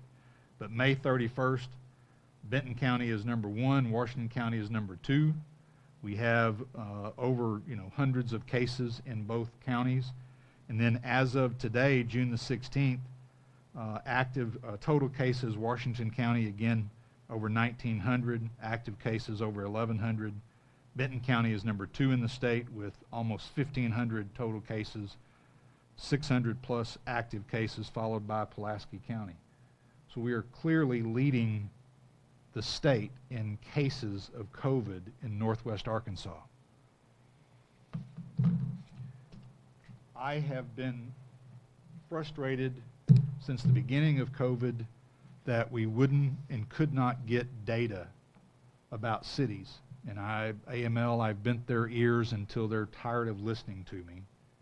And I finally have gotten some generic numbers over time. These numbers are not necessarily active cases, they're quarantine cases. And I don't know exactly what that means, but I believe it means that I could say that I've been exposed, I'm afraid I've been exposed, I go get a test and they say go quarantine yourself until your test results come in. So the numbers I'm about to give you might not be active cases, they're quarantine cases. But I want everybody to understand how important it is. In late May, there were 5 quarantine cases that had a Siloam Springs address. I don't know if they were in the city or in the county, but they had a Siloam Springs address. In mid-May, there were 7. In late May, there were 12. At the end of May, there was 10, so we dropped. Early June, we jumped up to 17, and by mid-June, we're at 24. So my point in all this is, in my discussions with people, and we see these spikes in northwest Arkansas, what I hear sometimes is that, oh, it's in the corridor. It's where all that population lives over there, where all those 500,000 people live that are in Washington and Benton County. That's not the facts. The facts is it's everywhere in Benton and Washington counties. It's here in Siloam Springs. And I implore the public to wear their mask when they're out in public. The governor has said he's not going to go back from phase 2 to phase 1, but that doesn't mean that we as a city can't do that. I have reports at the kayak park that it's elbow to elbow and nobody's wearing masks, nobody's social distancing, and we can close that kayak park again. There's a lot of discussion at the staff level about that last week. I'm afraid it would cause more problems on other issues because we would still have people in there and we'd have to run them out and probably write citations. But it's important that we continue to try to educate the public to wear our mask. I was at an unnamed restaurant this weekend, and if 10% of the people coming into that restaurant were wearing a mask, I would be amazed. And I honestly wanted to get up and leave after I sat down because nobody was being required to wear a mask. So I want to go on record again to implore the restaurants in our community, you are required to follow the governor's directives, the health department's directive. You are required no shirt, no shoes, no mask, no service. That ought to be the new mantra. The mayor and I were discussing this and you know, sitting by the register and people lining up to pay their bill and they're not wearing a mask. Now, once you get seated, once you get a glass of ice water, you can take your mask off. But as people travel in that restaurant or in any restaurant back and forth, they need to be wearing a mask. So again, I'm going to end this by requesting the public to wear a mask when you're out in public and you cannot social distance. Practice good hygiene. That's the only way we're going to get through this and the only way we're going to come out the other end of it. And I'm sure this won't be the last time you hear me say this, but I am extremely concerned about the rise in numbers. The great thing, we're not seeing a rise in hospital cases, but it is likely we may start seeing that too. It is going up. My son says because people say it's going, the numbers are going up because more are being tested, but the hospitalizations are going up as well, and that isn't because of the testing.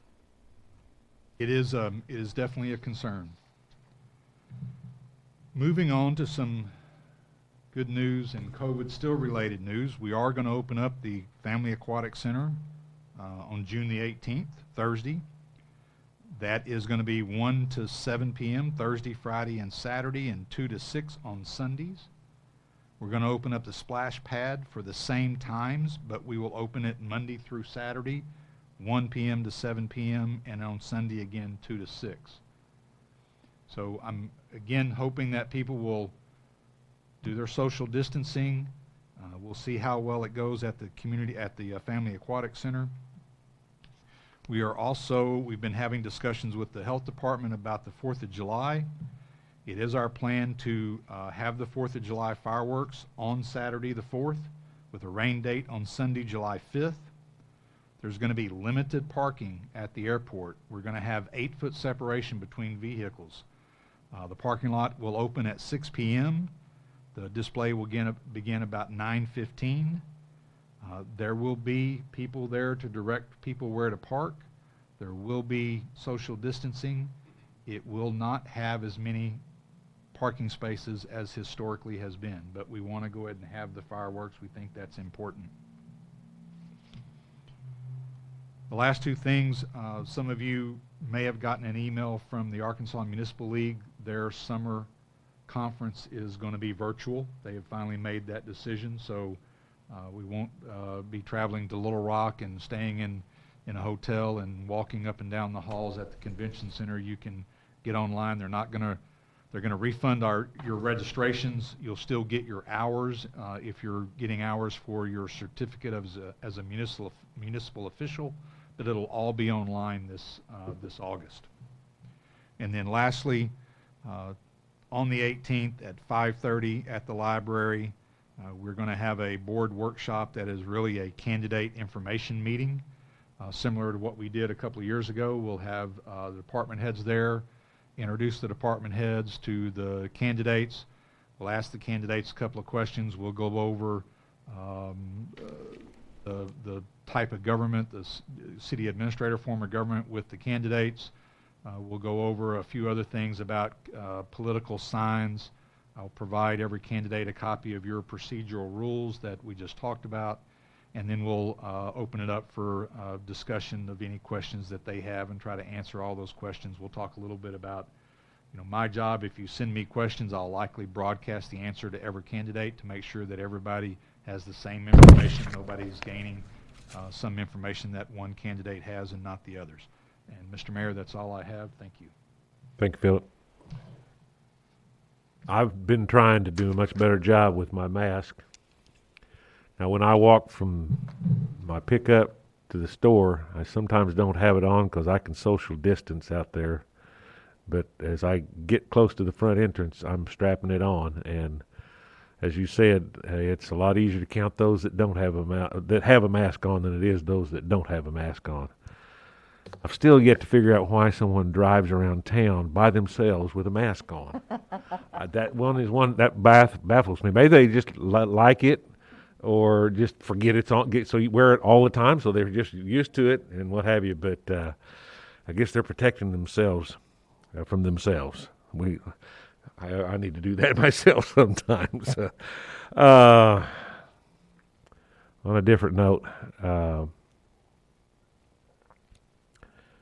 We lost a really powerful citizen in this community this last week with Mrs. Barnett, Mrs. Ray Barnett, or the Poppy Lady, as many kids and people know her for. If you're new to town and you happen to go to the post office, chances are you were introduced to poppies and what they stood for and everything about that.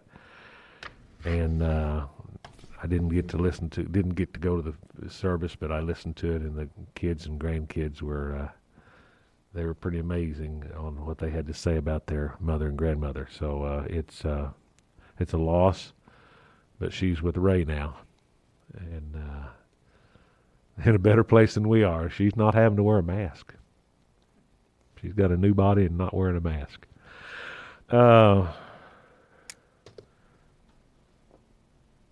Let's see, there was something else I wanted to say, and I forgot to make a note on it. So for that reason, I will not further delay this meeting. Have a motion to adjourn? Oh, no, we don't need to do that yet, do we? Okay. Sure, go ahead. I should know this from the minutes, but I believe, Mindy, did you, I think you I was adjourn first last time? No, I think I was first last time. You were first last time. You get to adjourn tonight. That's right. Bob got to adjourn just like he normally did. So, Brad. Sure, I'll kick it off. Okay. Hey, I'm going to make up our last meeting running late, so I'm going to blur through this and lower this mask. I just encourage my fellow board members to take a look at the concept, and I know you love me throwing this stuff out at you, so, and it's concerning parklets. You'll start seeing it on the news. They're temporary parklet designed to help small business, mainly restaurants, expand their seating area. They're temporary and mostly in the evening, and it does not involve alcohol. That'll make you happy. Quick observation on alcohol at the recycling center. I'm pretty sure those people are from Oklahoma that have filled up all those glass and aluminum containers. So I want to be clear on that. But please look at the parklets. The easiest one is on Dallas, and Dallas has a good little snippet on it, so take a look-see at that. The Sager Creek, we just had a free fishing weekend, and they dumped some fish in there. I got a couple of phone calls. So this weekend, as you walked on East Main, coming across the bridge, you saw about 30 some odd fish floating upright over the weekend. It was a glorious sight with a nice tinge to it. I was on the river myself, not here. And I think I called dispatch, and I know there's not much they could do, but that's just another example of the quality in Sager Creek. The water quality is extremely poor, and I look forward to maybe addressing that in the future. The Army had its 245th birthday this past week, and so I reached out to some of my Army friends, which, I received banter back. And tomorrow is the 120th birthday of the Navy Corpsman. Of course, that's the Marine Corps' beloved docks of the military, so we like to say happy birthday to them. And then lastly, I just wanted to recognize Bennett and Daisy Howell. I used to do side work for them on my days off at the firehouse. So those that knew Bennett, he was a very particular gentleman, and somehow he liked me. I can't explain it, but I did a lot of labor for Bennett as he got older. And I want to recognize him. He was a World War II veteran. Flew a tail gun on a B-17, was shot down over occupied France, and was a POW. So anyway, thank the Howells for that donation. Thank you. Marla? Well, I just want to say that the Manna Center is very busy. We helped 26 families today with food. We sent about 4,000 pounds of food to a couple of schools in the area.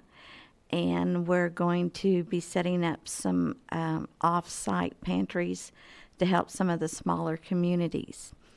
I want to thank the fire department for catching my deer, the baby deer. We were worried about it. The sewer and water guys were there marking where not to dig, and he thought it was a lawn statue. And I assured him I didn't have a baby fawn lawn statue, and sure enough, it was the baby deer. And so the fire department came over, and I guess they ended up rescuing it somewhere in the neighborhood, but it didn't get ran over, which was my concern. Had some calls to the police department. Dispatch was wonderful in helping with that. And it's just wonderful to live in such a neighborhood and a town that the citizens care about each other.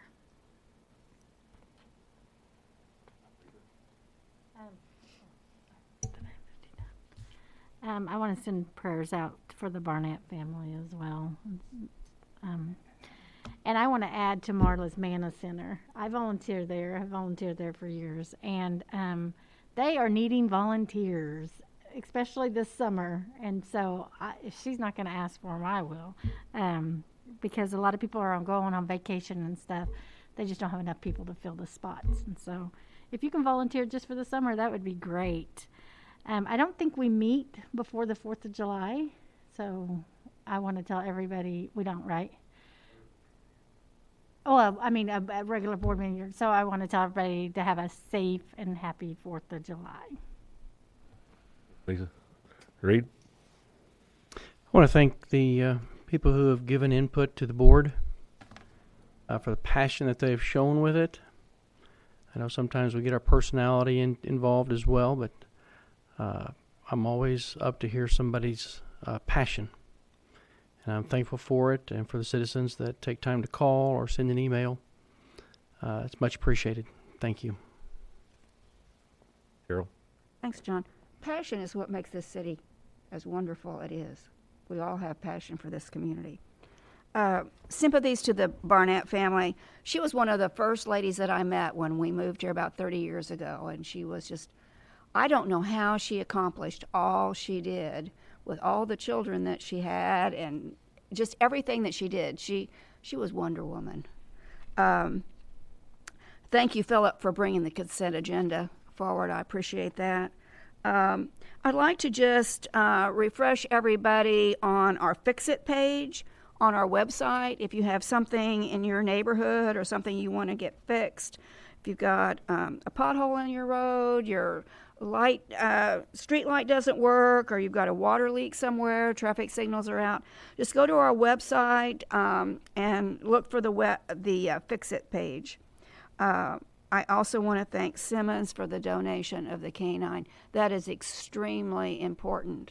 Those dogs are very valuable. They're very smart because they've been trained, and Simmons does a lot for our community. So I appreciate it. Thank you. And everybody have a safe and healthy 4th of July. Thank you, Carol. Bob? Thank you, Mr. Mayor. I noticed that the presentation our police chief gave last meeting was widely distributed, and I appreciate the fact that that did get out to the community.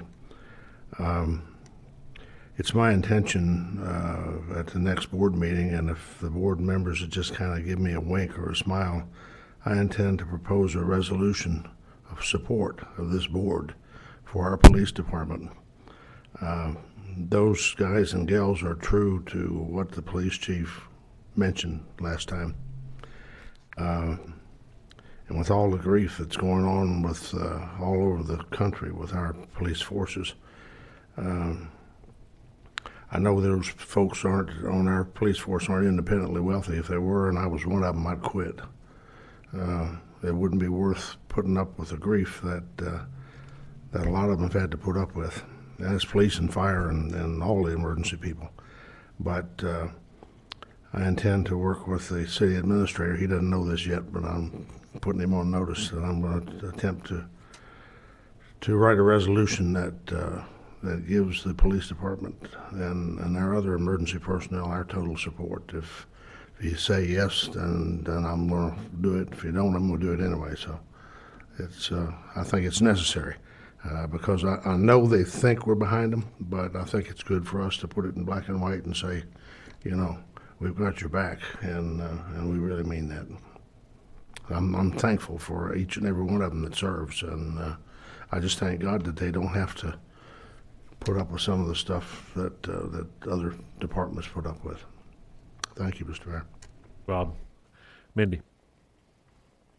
Okay. And we might also want to consider a resolution that states some of what the police officer said in response to the city's attitude toward people of color and that sort of. I think the chief or the police chief did a very good job of addressing that. So we may want to come up with a resolution to that effect as well. Thoughts and prayers to the Barnett family. Sat in front of them at church for many, many years. I think it was a 70th or 75th wedding anniversary that we attended. They were married a long, long time. Thank you, as Reed said, to the citizens who share concerns with us, whether it be by coming to meetings or sending us emails, stopping us on the street, giving us a call. I know a few left disappointed tonight, but I also know and understand that it is our job to work on behalf of all citizens.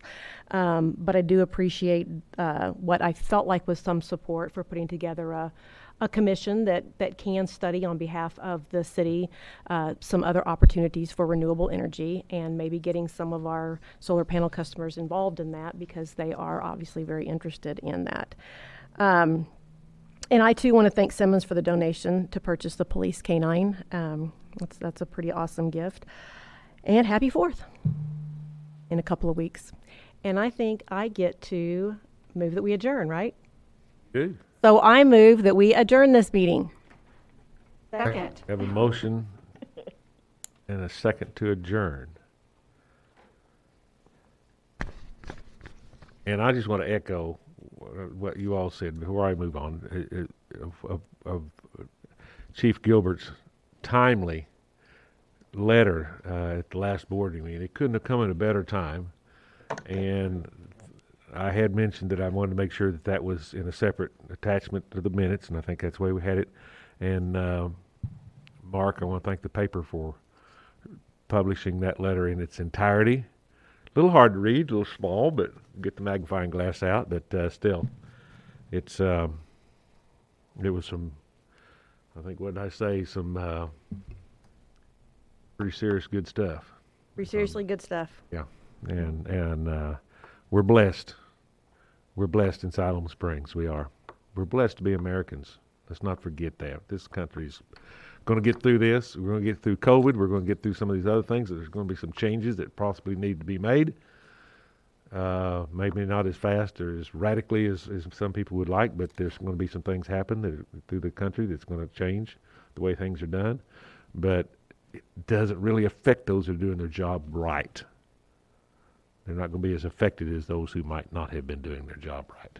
And we got them doing it right. So, and I better say not much more, or else I'll get myself in trouble at some point in time. So we have a motion second and a second that we adjourned. All those in favor say aye. Aye. Opposed, nay. We are adjourned. Woo pig suey. Mr. Mayor?